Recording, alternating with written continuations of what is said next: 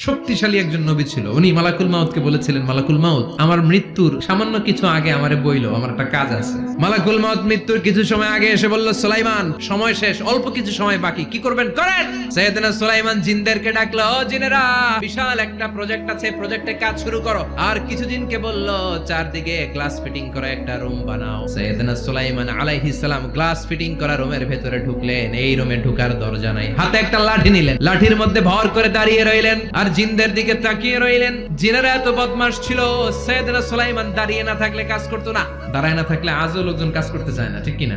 সুলাইমান আলাইহিস সালাম লাঠির মধ্যে ভর দিয়ে দাঁড়িয়ে রইলেন আর বললেন, কাজ করো। জিনেরাও কাজ শুরু করলো। ওদিকে মালাকুল মাউত এসে বলল, সুলাইমান সময় তো শেষ। সুলাইমান বলে, সমস্যা নাই, রূহ কবজ করো।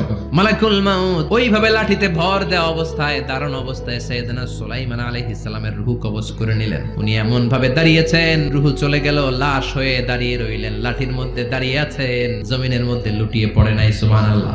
জিনেরা মনে করছে বস দাঁড়ায় আছে, কাজ করতে হবে। করতে করতে পুরা প্রজেক্টের কাজ শেষ। ইন দ্য মিন টাইম ঝিঝি পোকা, উই পোকা সুলাইমান আলাইহিস সালাম লাঠির ভেতরে ঢুকে লাঠিও খেয়ে ফেলেছে। সাইয়েদনা সুলাইমান আলাইহিস সালাম ধপাস করে জমিনে পড়েছে। আর জিনেরা কয়, হায় হায়, খালি খালি কাম করছে এতদিন। সুবহানাল্লাহ কইবেন না?